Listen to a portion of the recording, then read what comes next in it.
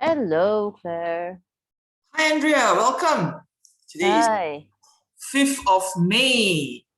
Looks like we have disrupted even the technology today, yeah? That's right. If you realize we are on a recording mode. Well, for friends who have actually checked us out on the page and thinking that why are we not on, truly apologize that the minute we finish with this recording, we would be posting this up. And we're not giving up even if technology is not on our side today. All right, today's topic, disruptions to opportunities. I'm sure that whether you're parents or business owner, today there's enough of WhatsApp to keep you busy. Oh, yes. And I think just recently, about a few minutes or an hour ago, not only Petaling Jaya, not only Selangor, but now Kuala Lumpur is on MCO. Yep. For our friends that is not in Malaysia, what's the MCO? It's basically another lockdown. Movement Control Order. Yep. In short, lockdown. And why is it another? It's not the first one. It's not the second one? It's not the second one. Will it be a last one? Don't know. No one can guarantee that. Yep. So in a manner or in an environment like this, where we are disrupted again and again by different news coming different directions at you in that same hour, what do you do? Not what do you do in your life, what do you do in terms of your business?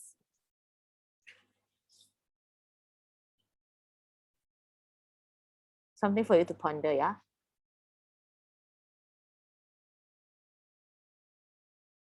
Andrea, some of them might be facing like loss. What can they do? How can you make the very best out of this lockdown?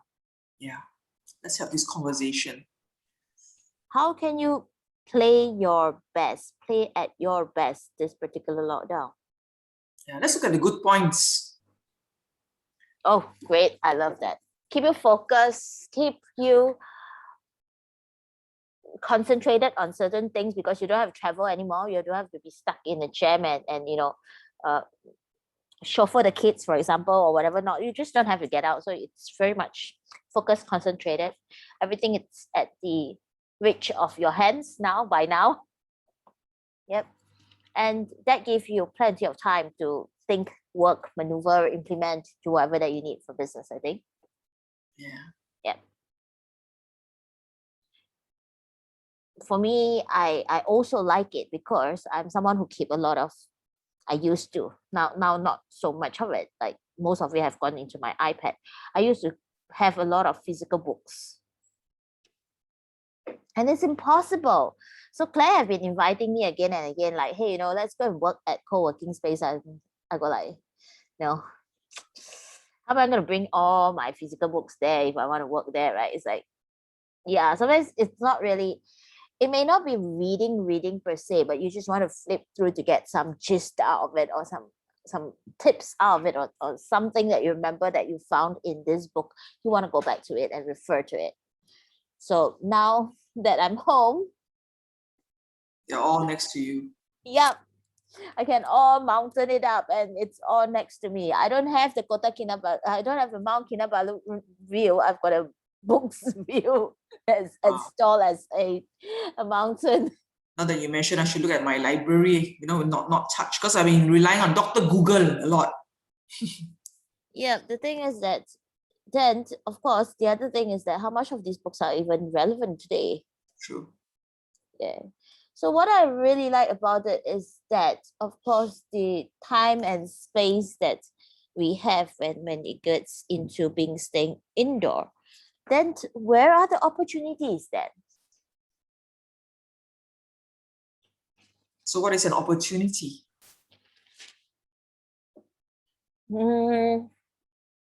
So? Okay, perhaps you've got to take like 2 rewind steps back to look at what opportunities is like before it becomes an opportunity. It's interesting because sometimes one see it as opportunity, another one see it as a disaster. Disaster.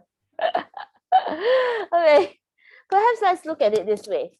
Before it became an opportunity, it's probably some thoughts, some ideas, some information that you read somewhere, think maybe can on news. Or it's probably a failure. It's probably something you did and tried and didn't work.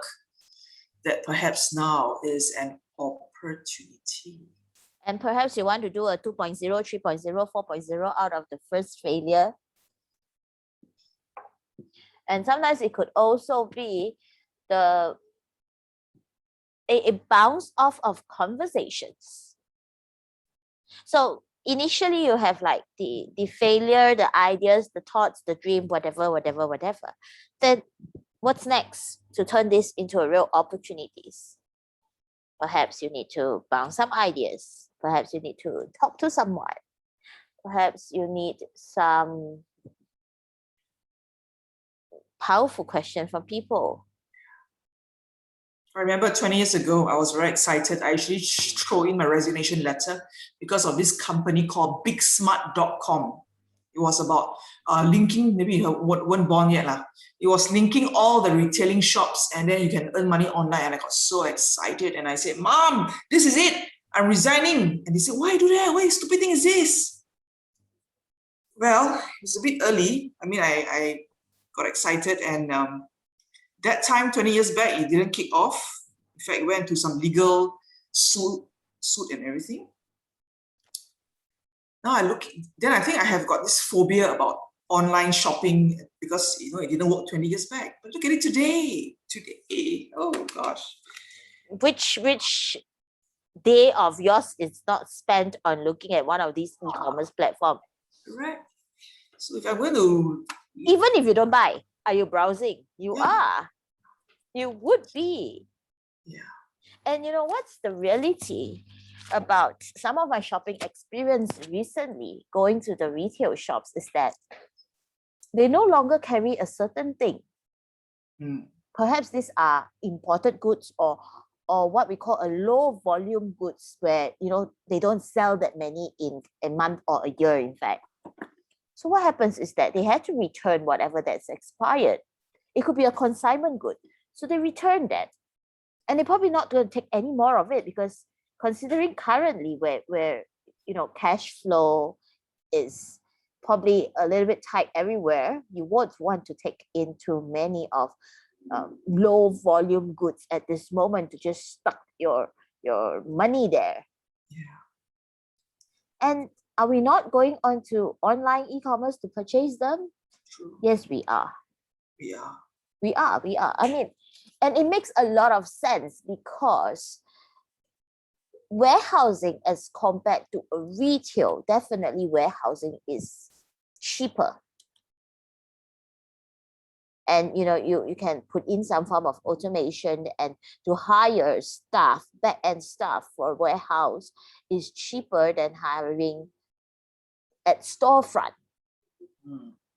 Yeah, considering your rental, your setup, the marketing, the promotions, etc., that you do, it's actually cheaper if it's on an e-commerce manner, if it's run on a warehouse, because at any point in time, that staff could be operating to serve anyone in the country or even overseas market. As compared to retail, it's only serving a neighborhood. Yeah. Yeah. I mean, considering the fact that before today's announcement, we all thought that it's just going to be MCO for Selangor, which is one part of Malaysia. And if that happens, that means the retail in those areas, it's going to be affected. Now that it's going to affect even more areas or any more parts of Malaysia, then it goes back to the fact that if I were to order this online, it's going to be much faster, easier, and a little bit safer for me because I don't have to drive around and go out and meet a lot of people. Yeah. I mean, probably at the end of the day of that whole transaction, I only see one person who is the rider. They're going to bring my goods to my doorstep. Yeah. So I would say that also sets the tone for the generations or the years to come, where this is going to be a social norm of how we purchase or do anything. Can we minimize the amount of human being that we see in any transaction? If I can make it like, I see one person, I'll just see one person. I don't want to see 10.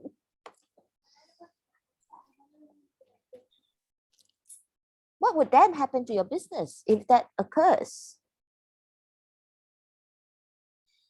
Yeah, talking about planning, when why don't someone just announce that KL will be affected in 2 days' time? Do you know how people have replanned a lot of things from Selangor to Kuala Lumpur and Putrajaya? Putrajaya should be affected too, right? Putrajaya.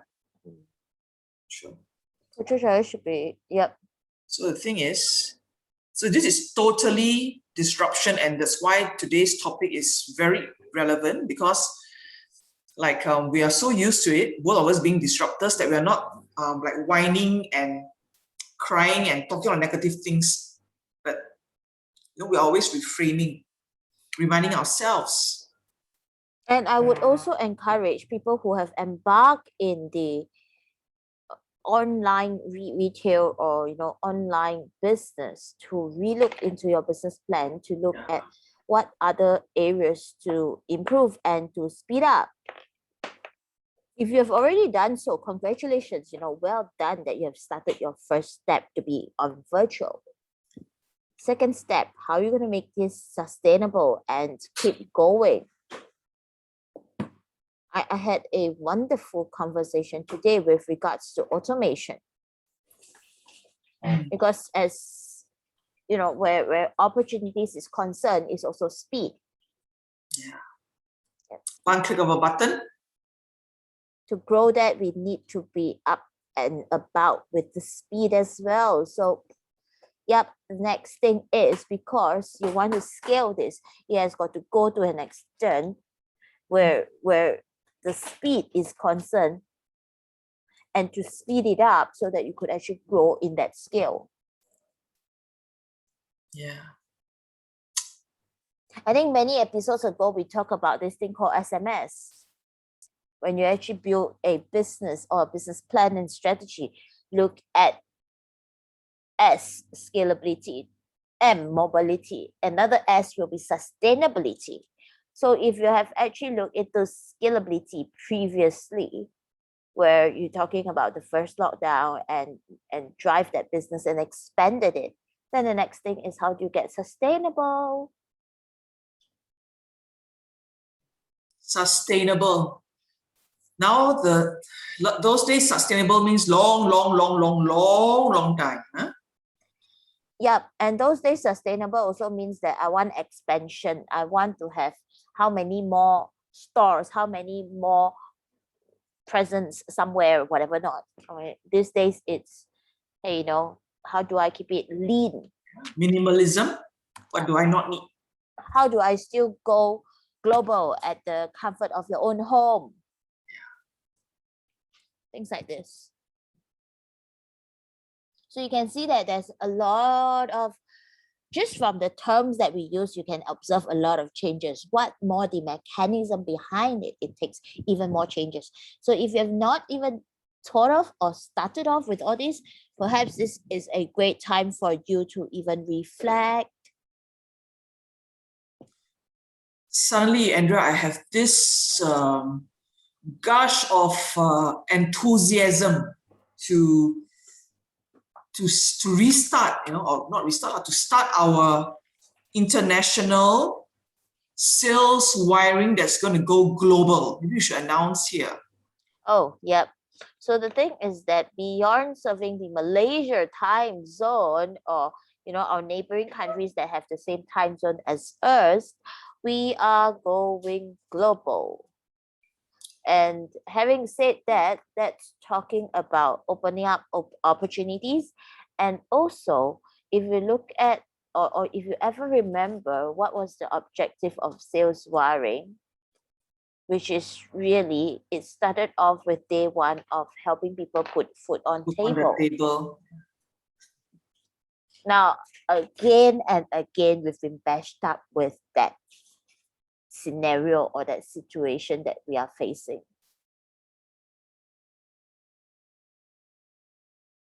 So, yep, this is the time that we would want to reassure ourselves and re-anchor this particular mission that we want to still do this and now do this on a larger scale, going global. And sales wiring is from 8 p.m. to 10 p.m. Malaysia time. Then Malaysia time, and we will be having classes 10 p.m. to midnight. Correct. Correct. So we are actually looking out for partners, resellers, or collaborators with us. If you are keen and have the same mission as us in areas of entrepreneurship or helping people put food on table and driving them to have better selling skills to get better business at this period of time, connect with us. That's where the disruptions turns to an opportunity. Yes, so be bold, be strong, never give up. We need each other more than ever to support, mentally. Maybe not physically because we can't see you and give you a hug. You can still see each other on Zoom. It's not that far after all. You create a virtual hug. Yep. However, more importantly, I think today is also to invite you or to consider a new business opportunity or partnership that is ahead. And let's journey together to actually help more people out there as well during this period of time. That's right.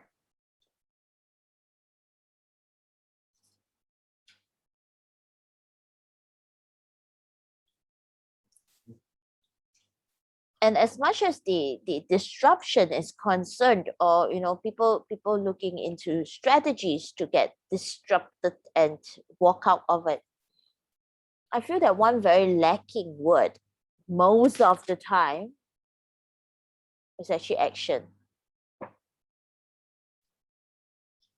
Action steps, not action plan. Plenty of action plan. Strategies also plenty. Action steps, the actual way of how you are planning to execute. It's very, very lacking. And because it stops at the planning or the strategy, which is such a big technical word, it never got started. It's too fearful. It's too big. It's not broken down into bite-sized nuggets that anyone can digest. Yeah. You're right. Yep. So that's right. Some of you need help for that. Yep. It's not so easy to just say, be disciplined and get it done. Discipline and get it done. And sometimes it's not a tough help. Sometimes it could be a very simple help of having an accountable partner. Yeah. Reminding each other, being a cheerleader to each other. And also sometimes helping the other person acknowledge that blind spot. True. Which sometimes, if you say that you go to a friend might be practicing very, very caring words to protect you. They may not know your intention. So you need a tougher partner. Yeah. Like. So you gotta come to the agreement to not to get offended, but to embrace and accept, because you don't see the blind spot. Like they say, if you and I are just going to agree all the time, so what's the point? Interesting. And the thing is that as I think Claire and I always, both of us always mention this, come if you dare. So that also sets the culture of the whole community, that it's going to be very transparent. We are not saying whatever it is because of personal reasons. It's purely work. It's purely for the good of the business. And thus it brings the person to a distance, afar, towards the goal, for sure. Yep. So do connect with us, because wow, we talk about co-creating new things together, disrupting what we already have, and planning ahead, Yep. sharpening the saw. Yep. And it's very much that at the moment. Yep.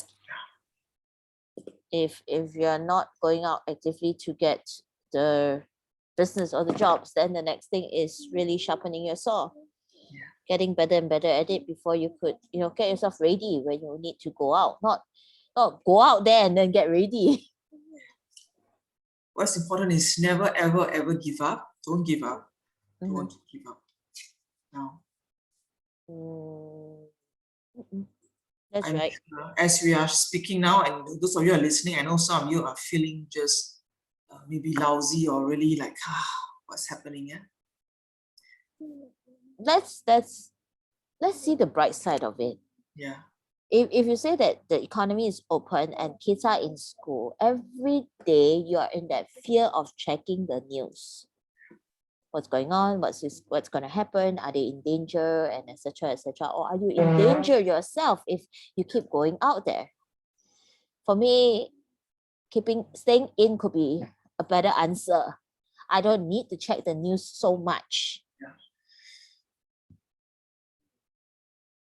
So it's even more tension checking those news than ever.